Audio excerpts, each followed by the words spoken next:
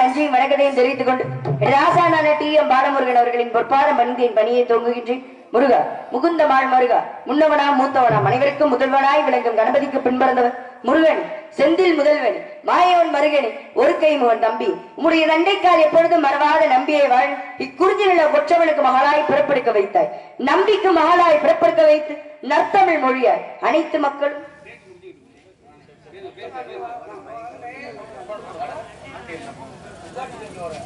இங்கு வள்ளியாக நடத்தி கொண்டிருக்கும் இசைக்குயில் மீனாட்சி அவர்களுக்கு பொன்னாடப்பத்தி கௌரவிக்கப்படுகிறார்கள்.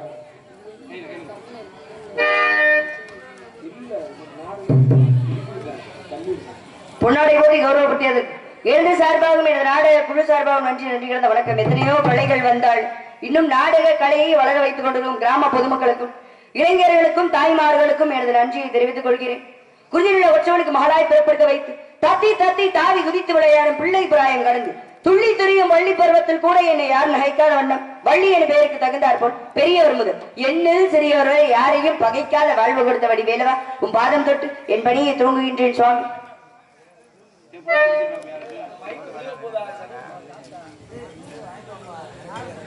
இங்கு வள்ளியாக நடத்தி கொண்டிருக்கும் மீனாட்சி அவர்களுக்கு என்.எஸ். மணி அவர்கள் பொன்னாடப்பத்தி கௌரவிக்கப்படுகிறார்கள்.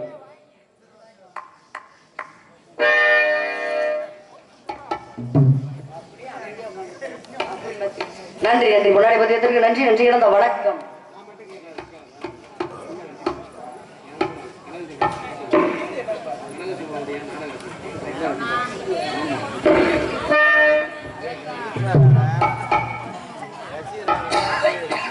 மரியாதைக்குரிய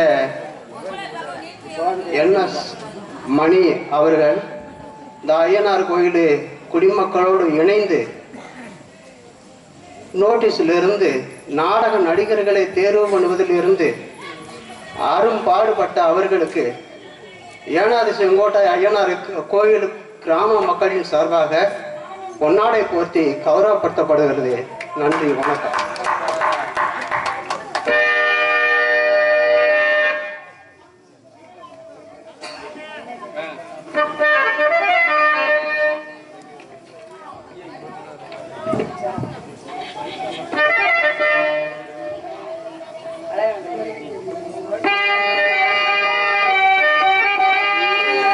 அழகான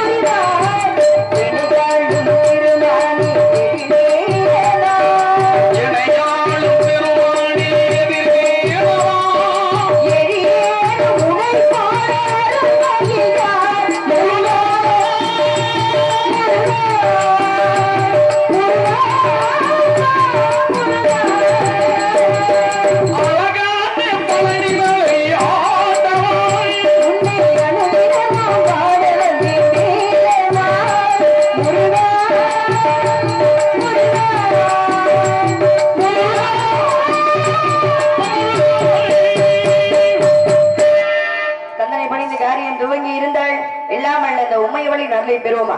காஞ்சியிலே காமாட்சியாகவும் மதுரையின் பொதியில் மீனாட்சியாகவும் காசியிலே விசாலாட்சியாகவும் விளங்கும் இந்த மதுரை மீனாட்சியோட அருளை பெறுவோமா? எப்பேற்பட்டவள் மீனாட்சி அப்படின்னா எல்லார் கையில யார் யார் கையில கிளி இருக்கும் அப்படின்னா ஒண்ணு ஆண்டாள் கையில இருக்கும். அந்த கிளி யாரு அப்படின்னா சுகர் என்ற முனிவர். அந்த முனிவர் எதுக்காக அம்மா அவரோட கையில இருக்காங்க, ஆண்டாளோட கையில இருக்காங்க? என்ன காரணம்? ஆண்டாளோட கையில இருக்க கிளி என்ன காரணம் அப்படின்னா இங்க இருக்க ஸ்ரீவில்லிபுத்தூருக்கும் அவங்க காதலிச்சது எங்க ஸ்ரீரங்கத்துல இருக்க பெருமாள். அப்ப தூது போறதுக்காக இந்த கிளியை அந்த அம்மா வச்சுக்கிட்டாங்க. முருகர் கையில ஒரு கிளி இருக்கும். அந்த கிளி யாரு அப்படின்னா அருணகிரிநாதராகப்பட்டவர். அருணகிரிநாதராகப்பட்டவர் கையில இருக்கிறது, முருகப்பெருமானோட கையில இருக்கிறது அருணகிரிநாதராகப்பட்டவர். இந்த மீனாட்சியின் கையில இருக்க கிளி எதுக்காக அம்மா வச்சிருக்காங்க?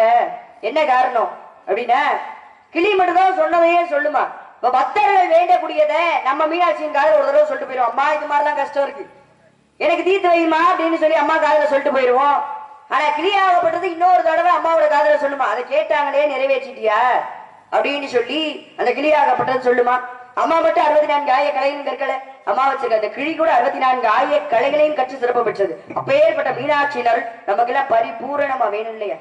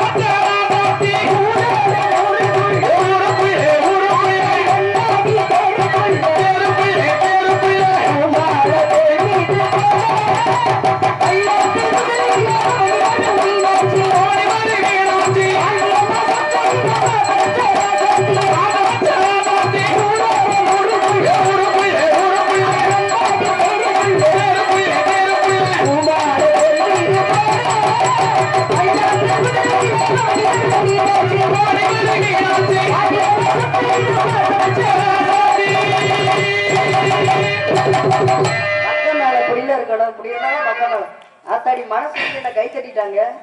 நான் கூட என்ன அமைதியாவே இருக்காங்களே நினைச்சேன். பரவாயில்லையே, அந்த 4 பேருக்கு நன்றி, கை தட்டிய உள்ளங்களுக்கு. இப்படியெல்லாம் வந்து அந்த உமையோடைய அருளை பெற்றிருந்தாள். அண்டர்காய் நஞ்சர்ந்து எம்பலத்தில் ஆதிசிவன் தொண்டனுக்கு தொண்டனென தொண்டு செய்வது எக்காலம், தொண்டனுக்கே தொண்டு செய்ய இறங்கி வருவார். அதனாலதான் மதுரையின் பதியில 64 திருவிளையாடல்களை புரிந்தார். என்னென்ன பண்ணார்? நமக்காக விறகு விற்றார், மாணிக்கம் விற்றார், வளையல் விற்றார் சுவாமி. அப்படிலாம் இருந்துட்டார்கள். எல்லாம் அல்ல அந்த பரம்பொருளின் அருளை பெறுவோமா?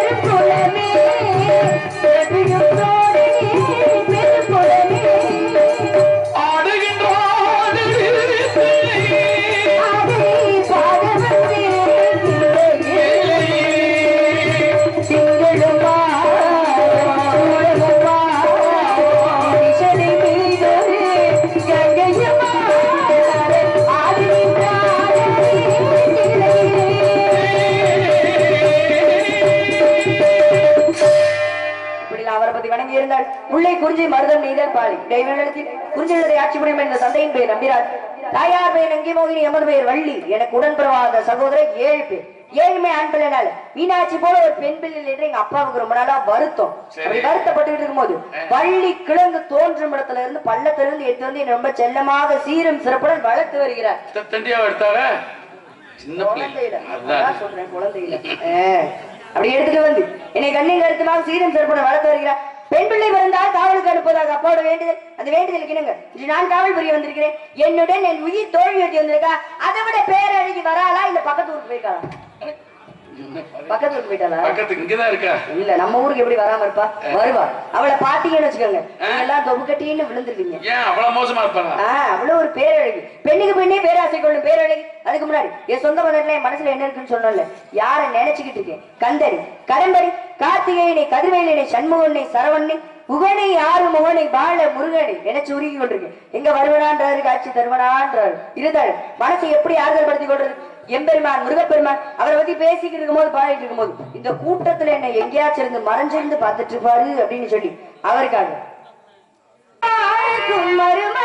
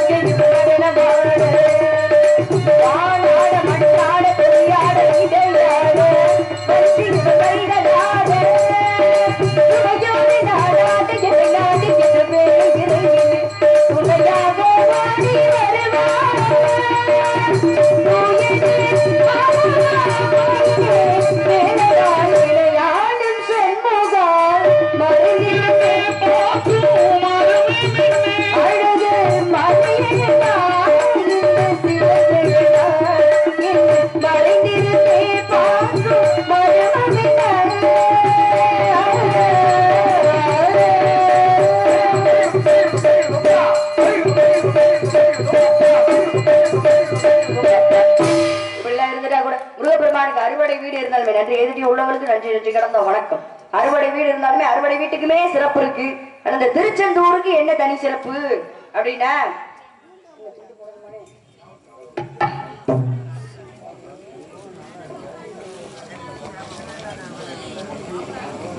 மார்க்கப்படுவோர் காவல் ஆய்வாளர் அவர்கள் எங்கே இருந்தாலும் விழா மேடைக்கு வரும்படி அவங்களை வேண்டுமே கேட்டுக்கொள்கிறார்கள்.